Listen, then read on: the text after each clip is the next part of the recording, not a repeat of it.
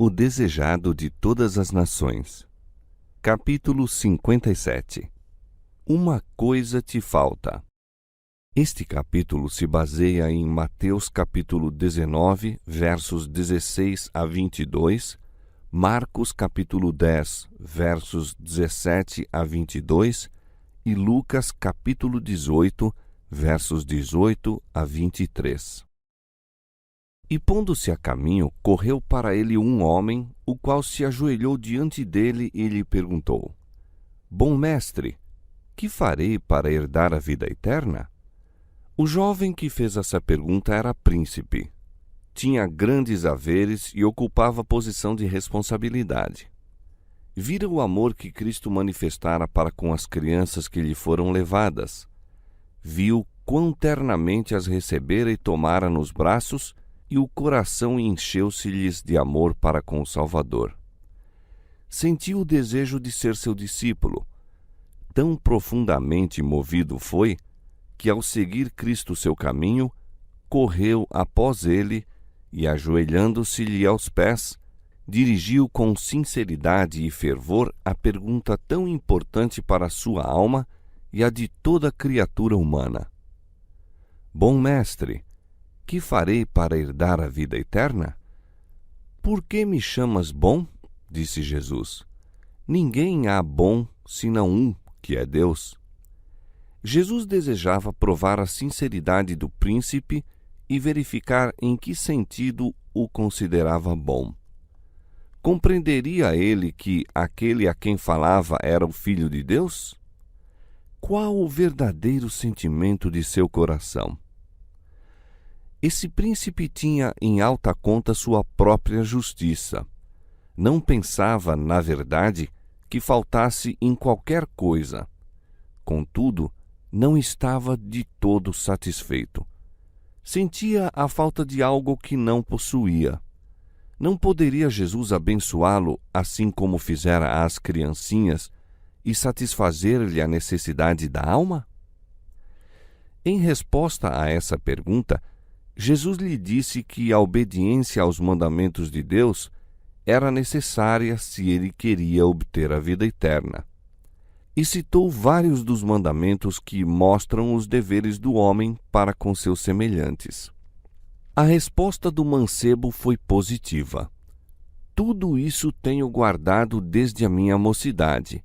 Que me falta ainda? Cristo contemplou o moço como a ler-lhe a vida e a sondar-lhe o caráter. Amou-o e ansiou dar-lhe aquela paz, graça e alegria que lhe haviam de mudar essencialmente o caráter. Falta-te uma coisa, disse. Vai, vende tudo quanto tens e dá-o aos pobres, e terás um tesouro no céu. E vem e segue-me. Cristo foi atraído para esse jovem. Sabia ser ele sincero em sua declaração: tudo isso guardei desde a minha mocidade. O Redentor almejou criar nele aquele discernimento que o habilitaria a ver a necessidade da devoção da alma e da bondade cristã.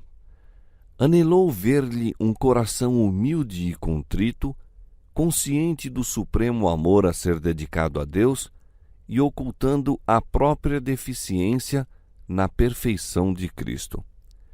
Jesus viu nesse príncipe exatamente o auxílio de que necessitava caso se viesse a tornar seu cooperador na obra da salvação. Se se colocasse sob a direção de Cristo, seria uma força para o bem. O príncipe poderia, de maneira notável, haver representado o Salvador, pois era dotado de qualidade que, uma vez unido a Jesus, o habilitariam a tornar-se uma força divina entre os homens. Cristo, lendo-lhe o caráter, o amou. No coração do moço estava desabrochando o amor para com Cristo, pois amor suscita amor. Jesus anelou vê-lo como coobreiro seu. Ansiou torná-lo semelhante a si próprio, um espelho em que se refletisse a semelhança divina. Anelou desenvolver-lhe a excelência do caráter e santificá-lo para o serviço do Mestre. Houvesse esse príncipe se entregado então a Cristo e teria crescido na atmosfera de sua presença. Houvesse feito essa escolha, e quão diferente teria sido seu futuro. Falta-te uma coisa, disse Jesus. Se queres ser perfeito, vai, vende tudo o que tens e dá aos pobres, e terás um tesouro no céu. E vem e segue-me. Cristo leu no coração do príncipe. Uma só coisa lhe faltava, mas essa era um princípio vital. Carecia do amor de Deus na alma. Essa falta, a menos que fosse suprida, demonstrar-se-ia fatal para ele. Toda a sua natureza se corromperia. Com a condescendência fortalecer-se-ia o egoísmo. Para que recebesse o amor de Deus, deveria ser subjugado seu supremo amor do próprio eu. Cristo submeteu esse homem a uma prova. Chamou-o a escolher entre o tesouro celestial e a mundana grandeza. Era-lhes assegurado o tesouro celeste, caso seguisse a Cristo. Devia, porém, render o próprio eu, entregar a vontade à direção de Cristo. A própria santidade de Deus foi-lhe oferecida.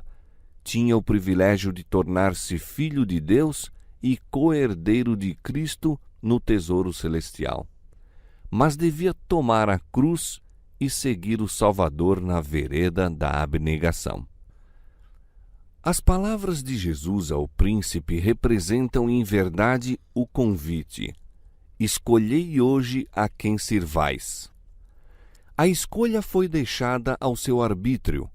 Jesus estava sequioso de sua conversão. Mostrara-lhe o foco infeccioso no caráter e com que profundo interesse observava o resultado ao pesar o mancebo a proposta. Se decidisse seguir a Cristo, deveria em tudo obedecer-lhe as palavras. Deveria dar as costas a seus ambiciosos projetos.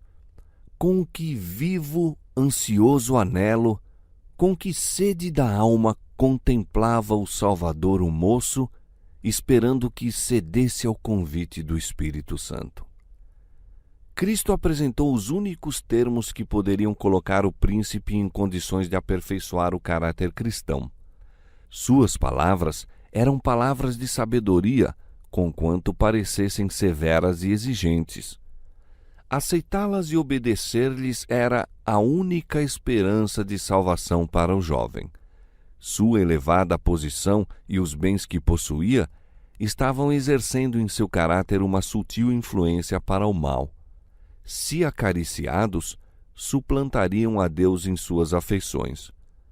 Reter do Senhor pouco ou muito era conservar aquilo que lhe diminuiria a força e a eficiência moral, pois se as coisas deste mundo são nutridas, embora incertas e sem valor, tornar-se-ão de todo absorventes.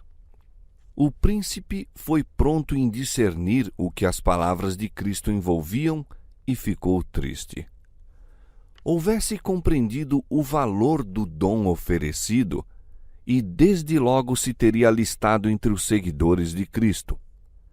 Era membro honrado do Conselho dos Judeus, e Satanás o estava tentando com lisonjeiras perspectivas quanto ao futuro. Queria o tesouro celestial, mas desejava igualmente as vantagens temporais que as riquezas lhe trariam.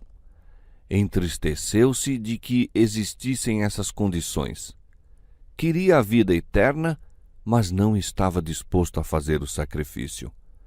O custo da vida eterna afigurou-se-lhe demasiado grande e retirou-se triste, porque possuía muitas propriedades. Sua afirmação de haver observado a lei divina era um engano. Mostrou que as riquezas eram seu ídolo. Não podia guardar os mandamentos de Deus enquanto o mundo ocupasse o primeiro lugar em suas afeições. Amava os dons divinos mais que o próprio doador. Cristo oferecera ao mancebo a convivência com ele. Segue-me, disse, mas o Salvador não era tanto para ele como seu próprio nome entre os homens ou os bens que possuía. Renunciar ao tesouro terrestre, que era visível, pelo celestial, que não podia ver, era arriscar demasiado. Recusou o oferecimento da vida eterna e foi embora, e haveria o mundo daí em diante de receber sempre o seu culto. Milhares estão passando por essa prova, pesando Cristo contra o mundo, e muitos são os que escolhem o mundo. Como o jovem príncipe, retiram-se do Salvador, dizendo em seu coração: não quero que esse homem seja meu guia. O trato de Cristo para com o mancebo é apresentado como lição objetiva. Deus nos deu a regra de conduta que cada um de seus servos deve seguir. É obediência à sua lei, não somente a obediência formal, mas a que penetra na vida e se demonstra no caráter. Deus estabeleceu sua norma de caráter para todos os que se quiserem tornar súditos de seu reino. Unicamente os que se tornarem coobreiros de Cristo, só os que disserem: Senhor, tudo quanto possuo e sou te pertence, serão reconhecidos como filhos e filhas de Deus. Todos devem considerar o que significa desejar o céu e, todavia, voltar as costas em face das condições estabelecidas. Pensai no que significa dizer não a Cristo. O príncipe disse: não, não te posso dar tudo. Diremos o mesmo? O Salvador se oferece para participar conosco na obra que Deus nos deu a fazer.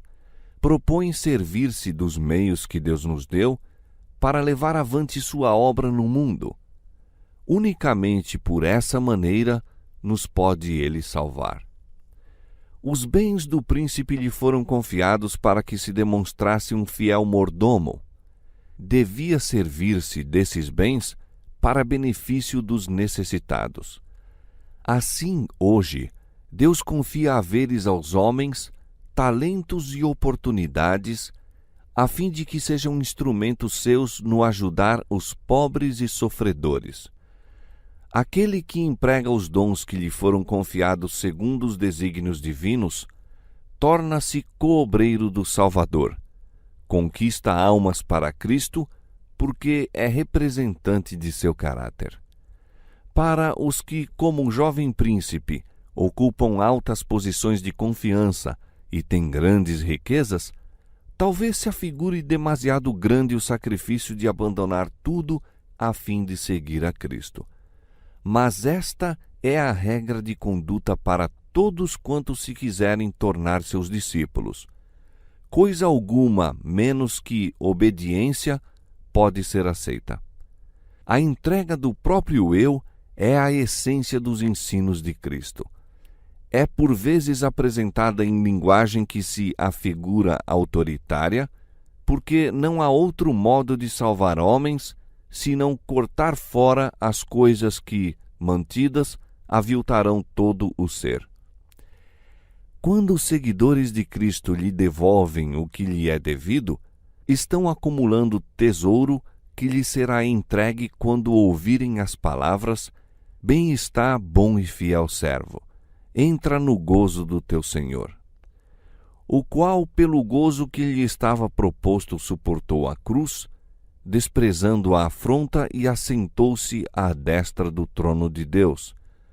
O gozo de ver almas redimidas, almas eternamente salvas, eis a recompensa de todos os que se assentam aos pés, nas pegadas daquele que disse: segue-me.